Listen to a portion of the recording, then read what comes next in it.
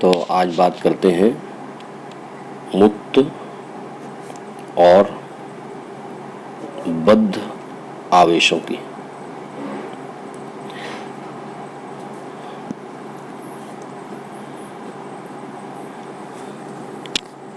जैसा कि नाम से स्पष्ट है, मुक्त आवेश और बद्ध आवेश। तो सबसे पहले हम डिस्कस करेंगे मुक्त आवेश। जैसा कि आप जानते हैं कि परमाणु जो है, परमाणु का केंद्रीय भाग जिसे हम नाभिक कहते हैं, नाभिक के चारों ओर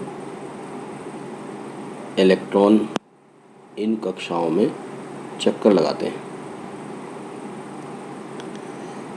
इसके पहले इसके पुराने वीडियो में हमने ये पढ़ा था कि कूलाम का जो नियम है वो दो बिंदु तथा स्थिर आवेशों के मध्य लागू होता है।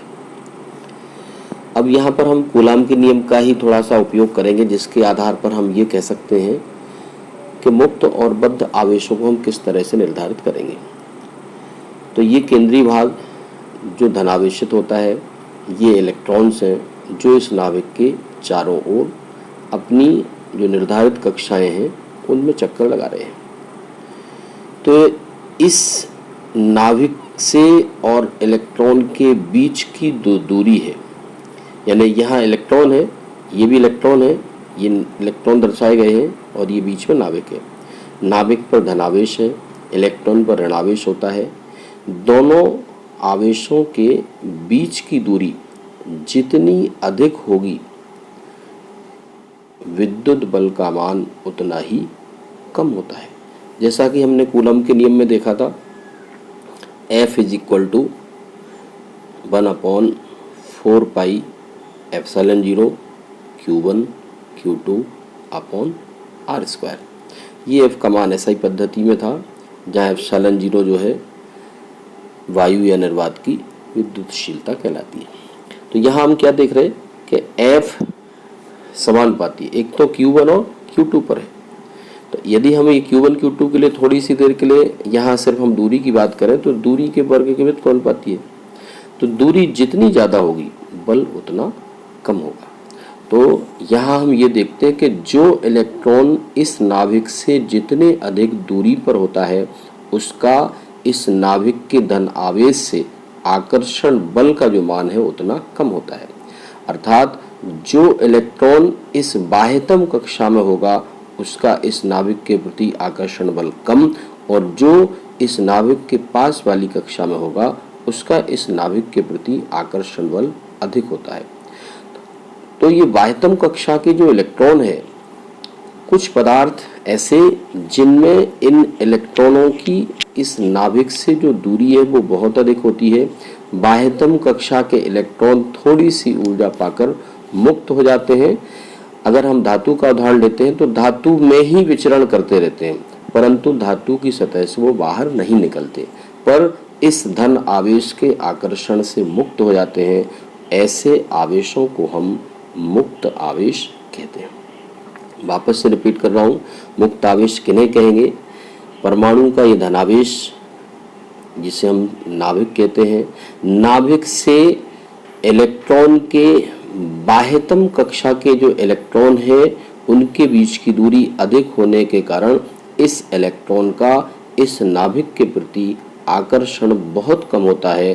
थोड़ी सी ऊर्जा पाकर ये इलेक्ट्रॉन इस कक्षा से मुक्त हो जाते हैं और उस पदार्थ के अंदर, उस धातु के अंदर ही विचलित होते हैं या प्रवाहित होते हैं, परंतु धातु की सतह से ये बाहर नहीं आते। इस प्रकार के आवेशों को हम मुक्त आवेश कहते हैं। मुक्त हो गए हैं, इस आकर्षण बल से क्या हो गए हैं? मुक्त। इसलिए इन आवेशों को हम क्या कहते हैं? मुक्त आवेश कहते हैं। इसके बाद आते हैं बद्ध आवेश।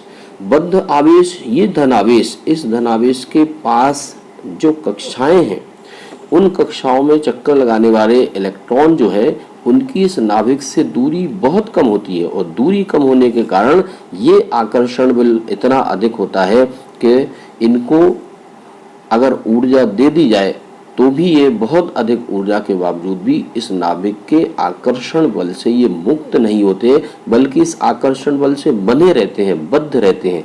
इसलिए इस प्रकार के आवेश को हम बद्ध आवेश कहते हैं। तो मित्रों, दोनों तरह के आवेश आपको समझ में आए, एक मुक्त आवेश और दूसरा बद्ध आवेश। अब हम बात करते हैं परावैद्युत पदार्थ एवं उसके ध्रुवण की। तो अब बात आती है परावैद्युत पदार्थ, जिसे हम कुचालक भी कहते हैं, एवं परावैद्युत पदार्थों का ध्रुवण।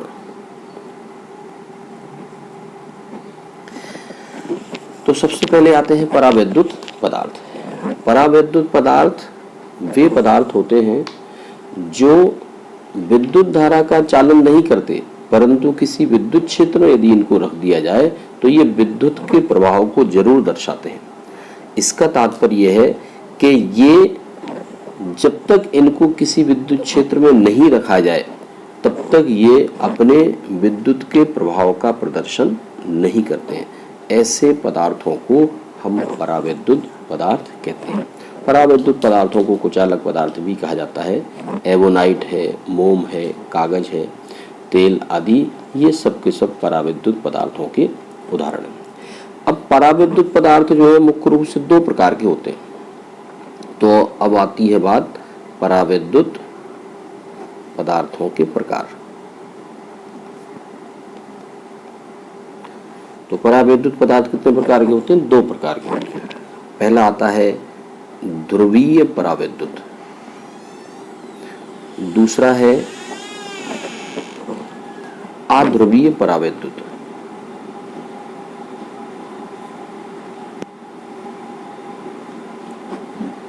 तो पहला ध्रुवीय परावैद्युत और अध्रुवीय परावैद्युत।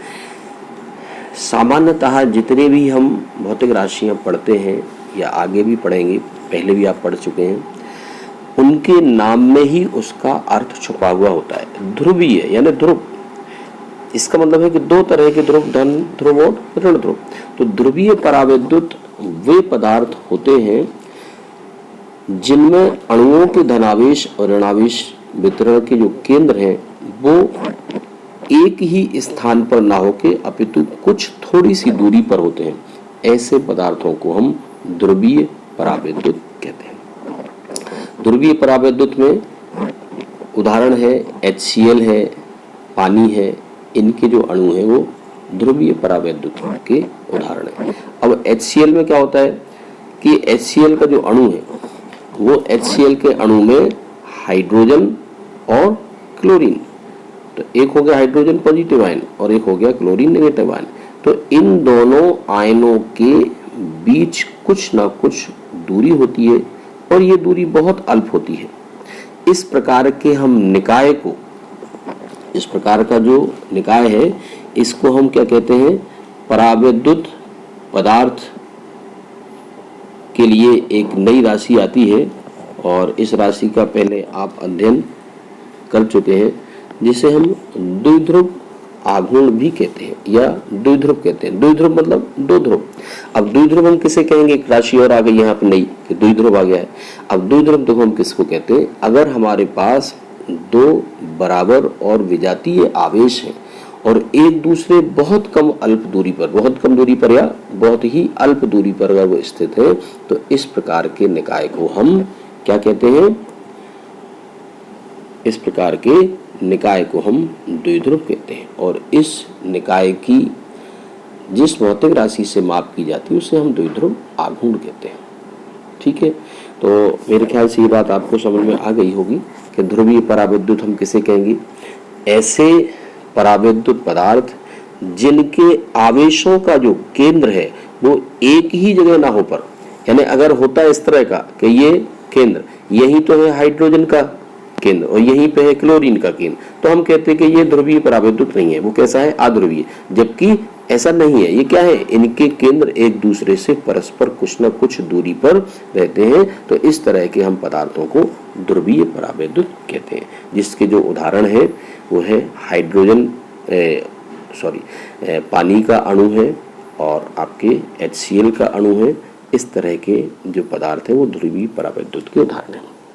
यह एक बीच में बात आई थी, हमने आपको बता दी है, और उसका जो हमने आपको बताया है जिसको क्या कहते हैं, द्विध्रुव कहते हैं। क्या कहते हैं? द्विध्रुव। अब द्विध्रुव को भी अभी हमने बताया था कि ऐसा कोई पदार्थ जिसमें बराबर, ऐसा कोई निकाय जिसमें दो आवेश हों समान परिमाण के। समान परिमाण माने एक का आवेश अगर 1 कूलम है तो दूसरे का भी 1 कूलम होना चाहिए। तो दो आवेश समान परिमाण के एक दूसरे से बहुत अल्प दूरी पर स्थित होते हैं, तो इस प्रकार के निकाय को हम द्विध्रुव कहते हैं। द्विध्रुव की जो मापन किया जाता है वो द्विध्रुव आघूर्ण के रूप में किया जाता है, और द्विध्रुव आघूर्ण का मान दोनों आवेशों में से कोई एक आवेश और दोनों आवेशों के बीच की दूरी के गुणनफल के बराबर होता है। अब बात करते हैं हम आध्रुवीय परावैद्युत की।